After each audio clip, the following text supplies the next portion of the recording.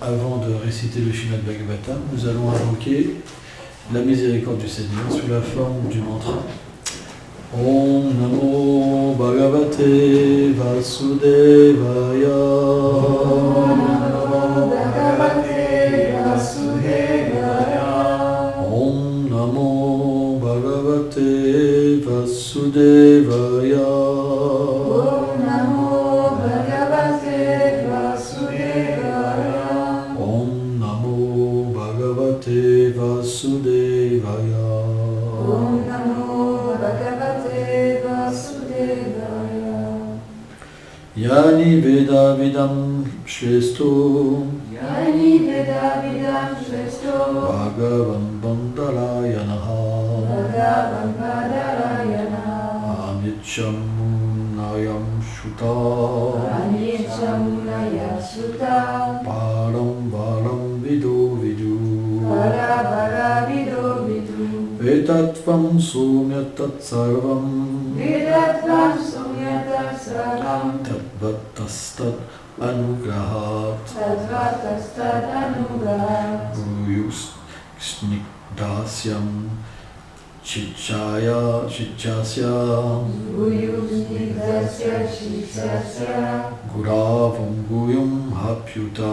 Gurabhuyam Apyuta. Traduction. Ô Sutta Goswami, parce que la personnalité divine de Shri Vyasadeva, le principal connaisseur des Védas, savait, et tout ce que les autres sages qui connaissent les deux aspects du Brahman suprême, immanent et transcendant savaient, sont totalement connus de toi, car tu as été le récipient sans réserve de leur grâce. Étant innocent et pur de cœur, ils t'ont naturellement transmis à toi, leur tendre élève, le savoir qu'ils possédaient, incluant les plus profonds mystères. Commentaire. Srila Vishwanath Chakravarti Thakur explique que le mot vidam se réfère aux personnes qui ont la connaissance, et palavala, à celles qui connaissent les deux aspects du Seigneur avec ses qualités ou sans qualité. L'aspect personnel de la vérité absolue est doté de toutes les qualités transcendantales, alors que son aspect impersonnel en est complètement dépourvu. Il apparaît dans ce verset qu'un maître spirituel devrait donner le savoir confidentiel à un disciple, qui a de l'affection pour lui. Le secret dans la vie spirituelle est de satisfaire le maître spirituel et d'obtenir ses bénédictions. Ceci est la façon authentique de plaire au Seigneur et de progresser spirituellement. Or, parce que Sutta Goswami possédait un tel attachement pour ses maîtres et qu'il les servait avec obéissance et soumission, il reçut naturellement d'eux toutes les connaissances secrètes contenues dans les Védas et les réalisa. Les sages de Nimisharanya n'auraient jamais accepté de recevoir un savoir d'un maître inauthentique, qui aurait conçu ses propres idées à travers tous ces sujets confidentiels.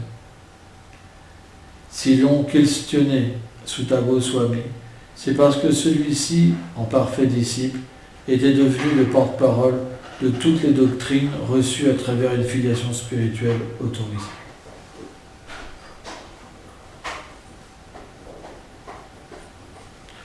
Oma Ganati Milandasya, Ganam Jalam Shalataya, Shakshur Meditam Janata Ismay Shidaravana, Namaom Vishnu Padaya, Krishna Prastaya Bhutali, Shrimati Bhakti Vedanta Swamini Namine, Namaste Sarasvati Devi Golavani Prachaline, Nirvaishesha Sunyavadi Prachachadisha Tanaya.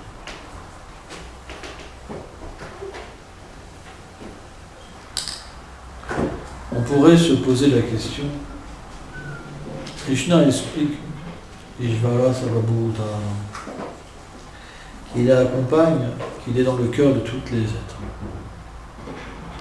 Puisque le Seigneur est dans le cœur, pourquoi devrions-nous accepter un maître spirituel, physique?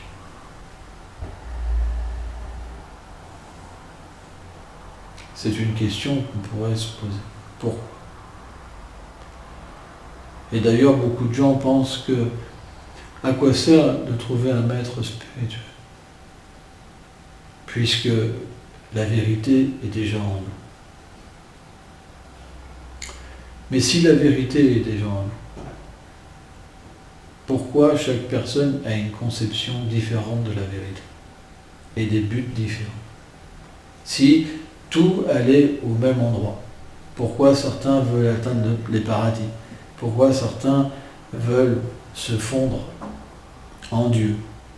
Pourquoi certains veulent telle chose, telle chose, telle chose? C'est une bonne question.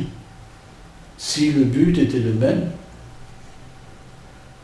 pourquoi les gens ont tant de désirs? Et pourquoi ils ont aussi une réalisation de la vérité différente? On ne peut pas dire que les gens qui adorent le Seigneur avec sincérité sont des fous, parce que leur réalisation, elle est authentique. Toutes les réalisations sont authentiques.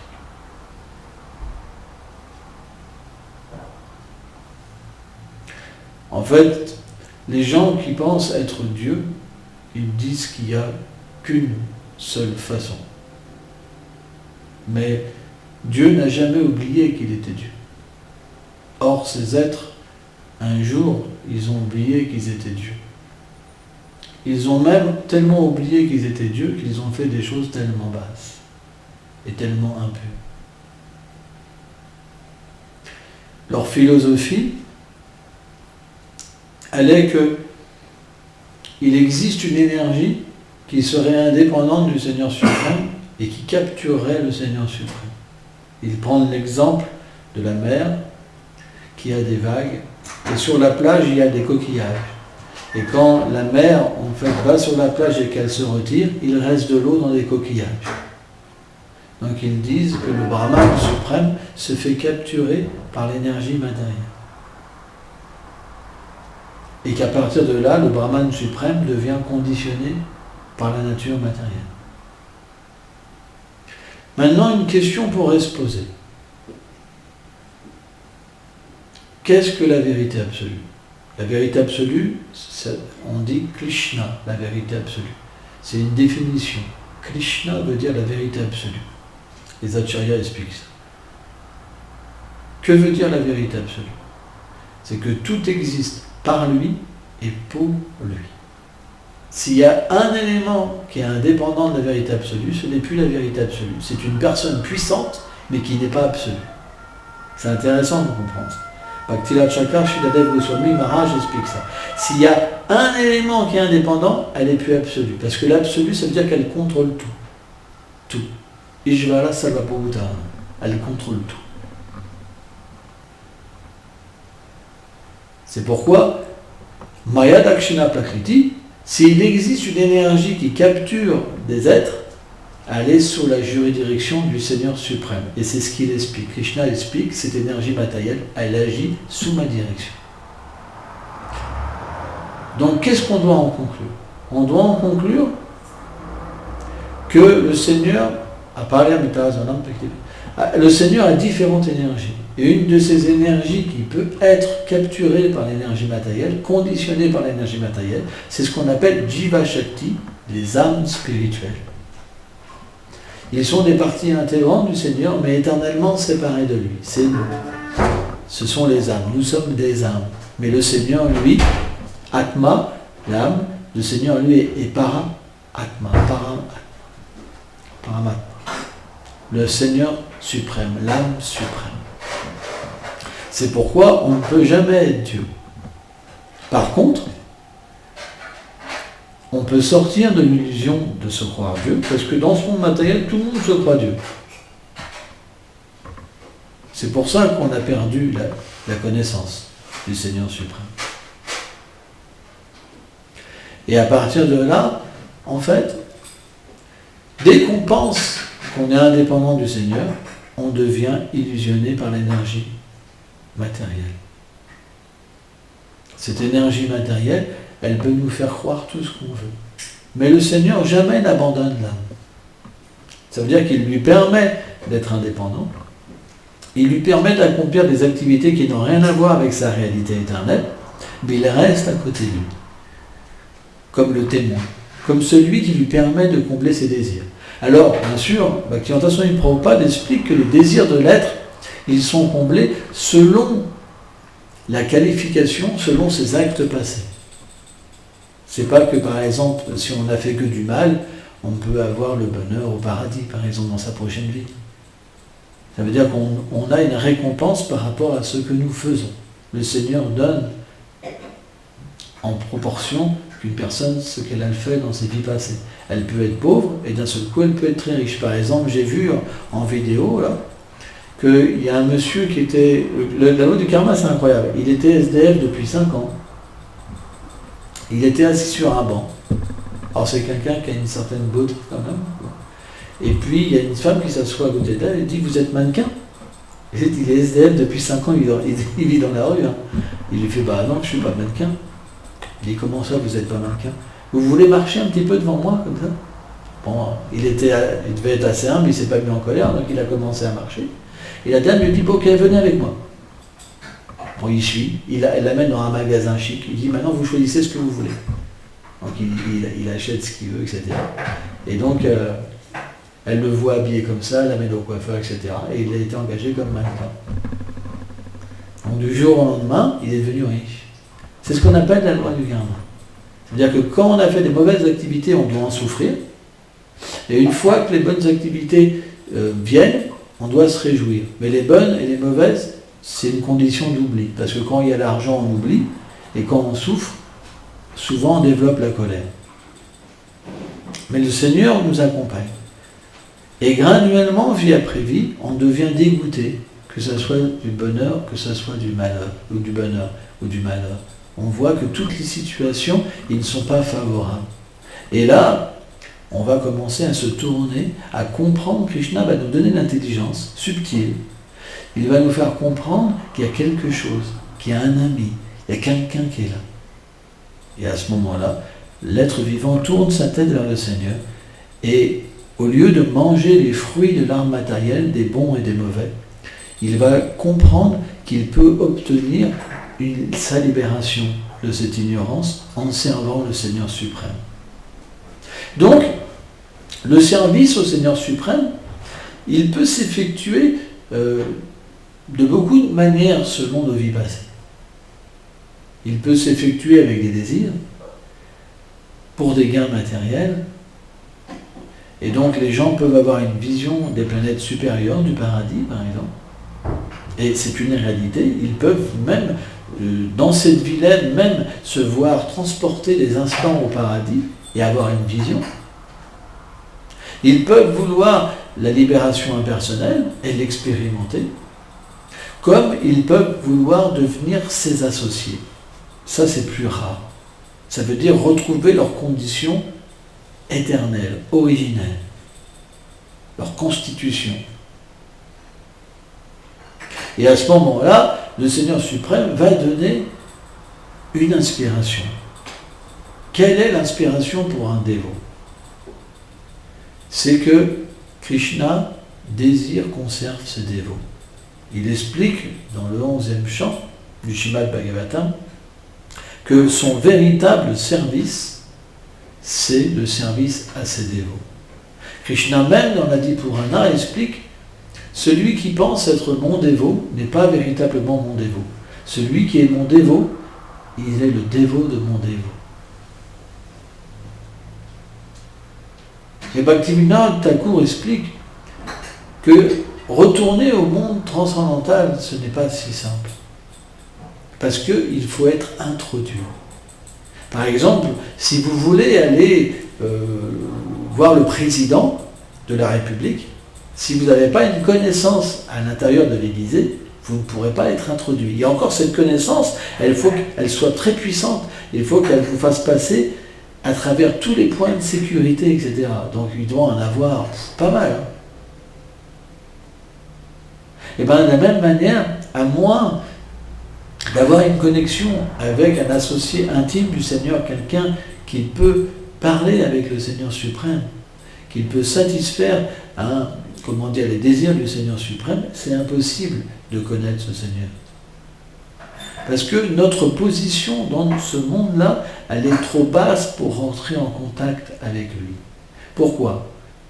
Parce que, étamment papalante, le Seigneur est réciproque avec les désirs des êtres vivants. Notre désir n'est pas pur. C'est pour ça que tout le monde a une conception de Dieu, mais d'une manière impure. Or, quand on sert les dévots du Seigneur, automatiquement, le résultat, c'est qu'on reçoit un désir pur dans notre cœur. Et ce désir pur va faire en sorte que le Seigneur va nous montrer sa réalité, sa demeure, sa nature, de quelle manière il relationne avec les êtres dans son monde, de quelle manière il aime. Et à partir de là, on peut réaliser notre corps éternel, notre soi, notre identité, et devenir libéré de la conception matérielle de l'existence, qu'on pense qu'on est un homme, qu'on pense qu'on a une femme, on pense qu'on a une famille, qu'on est français, qu'on est américain, etc. On devient libéré. Vimukti, la libération spéciale. Et c'est ça le but des Écritures. Or, le Seigneur, dans la Bhagavad Gita, il explique, il explique que si on veut comprendre cette réalité, on doit absolument approcher une personne qui a réalisé le Seigneur. Sans ça, quand on parle, si on approche une personne qui parle, qui n'a pas réalisé, ça veut dire qu'il parle, mais d'une manière théorique.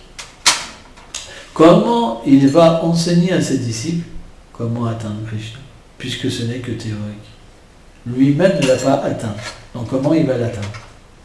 Vous comprenez? Donc la vérité absolue, elle est décrite d'une manière impersonnelle et d'une manière personnelle. Parce que le Seigneur existe toujours sur ces deux aspects. Parce que comme il y a une personne, c'est d'expliquer que l'effulgence de sa personne est le Brahman.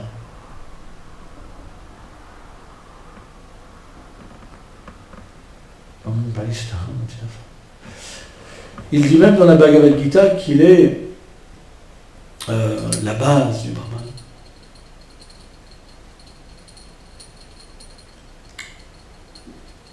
Donc selon notre inspiration dans le cœur, selon notre attitude, le Seigneur se révèle d'une manière personnelle ou impersonnelle. Mais c'est une même vérité. Simplement que quand elle est impersonnelle, on peut s'illusionner en pensant qu'on fait partie de Dieu.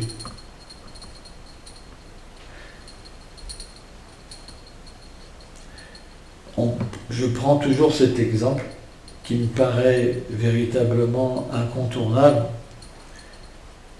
Quand l'être vivant médite et qu'il réalise, soi-disant qu'il est brahman,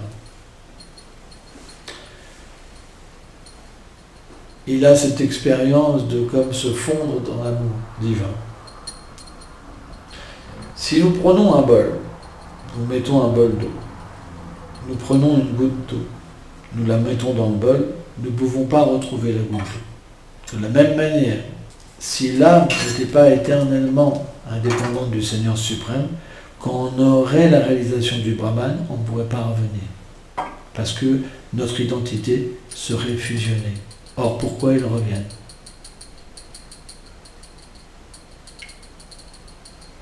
Vous comprenez? Pourquoi ils reviennent?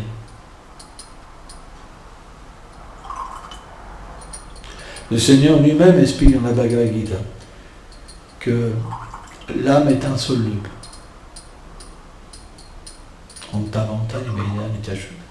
L'âme est insoluble. Elle ne peut pas être détruite. Elle est éternelle. C'est pourquoi approcher un maître spirituel authentique, ça veut dire recevoir une connaissance qui nous permet, je dis bien qui nous permet d'établir un lien. Car quand vous pensez que vous êtes le Dieu, le Seigneur, comment vous voulez qu'il rétablisse un lien avec vous? Du coup, t'es Dieu, reste comme ça, ça galère, reste dans le monde matériel. Moi, dans mon monde à moi, c'est pas de cette manière-là qu'on voit les choses. Je me rappelle, quand on avait une boutique, un jour je tenais la boutique. Et il y a un gars, il m'a dit, je suis Dieu. Mais je lui dis, mais... Donc j'ai commencé un petit peu à argumenter avec lui quand même pour l'aider. Il s'est vraiment mis en colère. Il dit, je suis Dieu.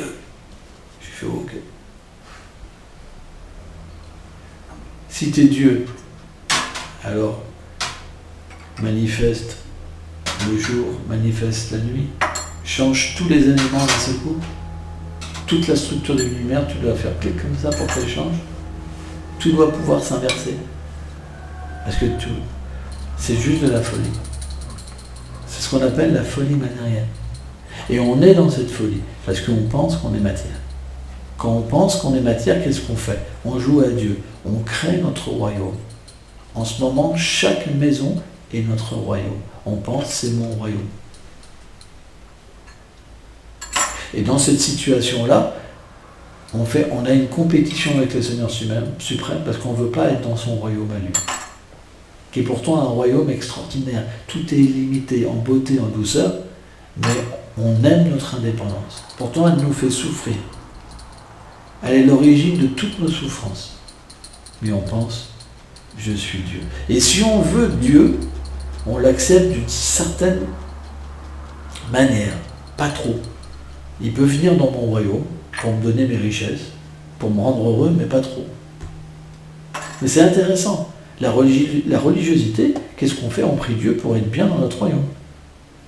Donne-moi ceci, donne-moi cela. Vous allez par exemple dans les maisons de prière, vous regardez les cahiers où les gens mettent des notes. S'il te plaît, Dieu, aide-moi, j'ai tel problème, tel problème. Mais où est la réalité éternelle de l'âme?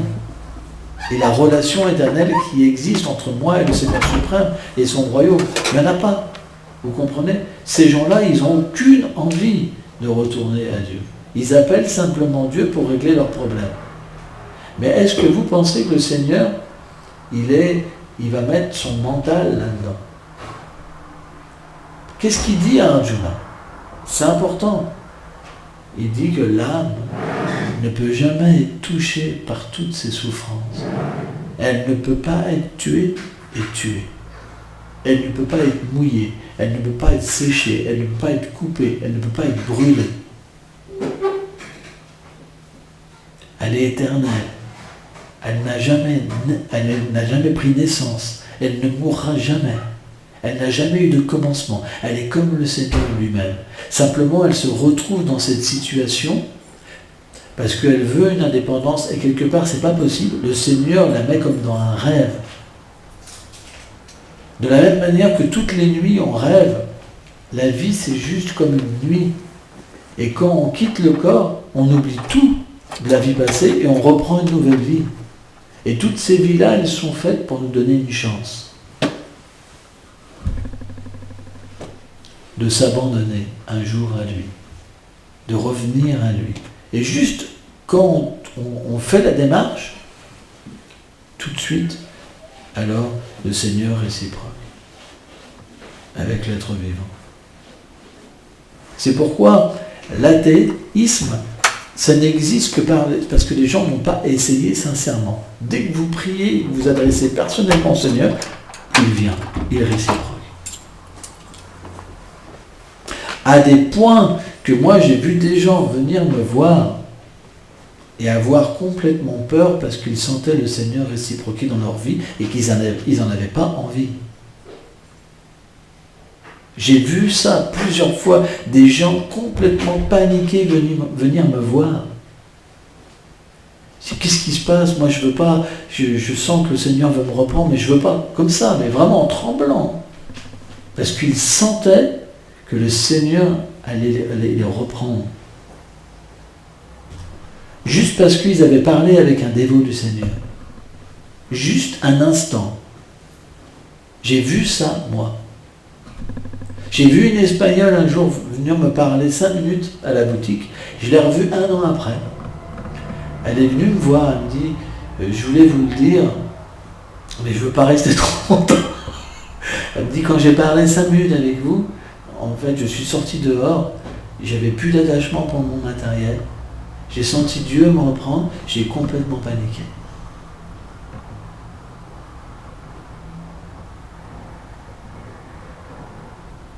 C'est pourquoi, si on s'associe avec des dévots du Seigneur, ça implique que le Seigneur est très proche de nous, extrêmement proche de nous. Notre vie va changer. Ce n'est pas une association ordinaire. Quand on s'associe avec les dévots, on entend la vérité, et la vérité, elle nous déconnecte de l'ignorance. Ce monde est l'ignorance. Le Seigneur est dans toutes choses. Il est le pouvoir dans toutes choses. Il est la beauté dans toutes choses, et pourtant il se cache. Il crée un monde où les gens peuvent imaginer qu'il n'y a pas de Dieu. C'est lui qui donne l'oubli comme le souvenir. Salam Salivishto. Mais dès qu'on reçoit la connaissance, dès qu'on s'associe avec un dévot, on voit le Seigneur partout. Et on se dit, mais waouh, c'est inconcevable. Tous ces gens, ils sont comme dans un théâtre. Ils pensent qu'ils sont des enfants. Ils pensent qu'ils sont des grandes personnes. Ils pensent qu'ils sont pauvres. Ils pensent qu'ils sont riches. Ils pensent qu'ils sont heureux. Ils sont malheureux. Le dévot voit la vérité. Et il devient compassionné. Il devient comme un docteur. Parce qu'il comprend qu'avec cette connaissance, il peut éveiller tous les êtres. Tous les gens dans ce monde, ils sont ensorcelés par une chose, c'est l'action intéressée, le plaisir des sens. Au point qu'ils adorent Dieu pour atteindre un monde où ils peuvent se réjouir sans lui. On voit, il y a même des religieux, ils ont des magazines, vous voyez le royaume de Dieu sans Dieu. Et le Seigneur permet ça.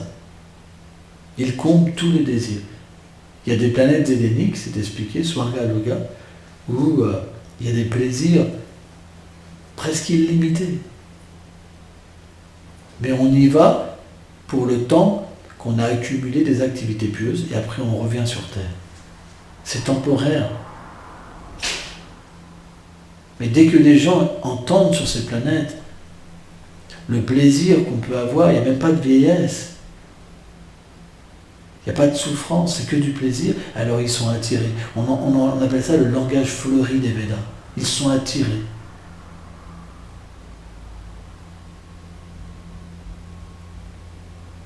Pourquoi? Parce qu'ils désirent jouir. Mais la fonction réelle de l'âme, c'est de donner du plaisir à Dieu. Alors on peut se dire, comment on peut donner du plaisir à Dieu, puisqu'il est l'origine de tout, parce qu'il est tout. Parce qu'il nous crée pour ça. Parce qu'il manifeste un besoin, rien que pour que nous ayons une relation avec lui. Et c'est ça la beauté du Seigneur. C'est ce qu'on appelle l'amour. C'est comme un père. Il a des enfants qui sont tout petits. Et pourtant, il crée lui-même, c'est ça l'amour, un besoin. Pour un autre père, cet enfant-là, ça ne représente rien. Mais dès qu'il y a l'amour, il y a un besoin. On a besoin que les autres puissent nous aimer. Donc on crée une déficience pour que la relation puisse se manifester. Donc si dans l'être vivant ordinaire, cette propension est là, ça veut dire qu'elle existe originellement en Dieu. Et si on regarde, le Père, il tire tellement de satisfaction d'une petite chose. Si ça existe en nous, c'est que ça existe en le Seigneur suprême. Donc le Seigneur a cette propension en lui de nous aimer, d'accepter notre service. Et il est là le but de l'existence. C'est notre fonction éternelle. Et nous avons besoin de professeurs, parce que nous avons oublié qui nous sommes. Donc en écoutant les dévots du Seigneur, on se rappelle, on désire, et on agit après en tant que dévot. Merci.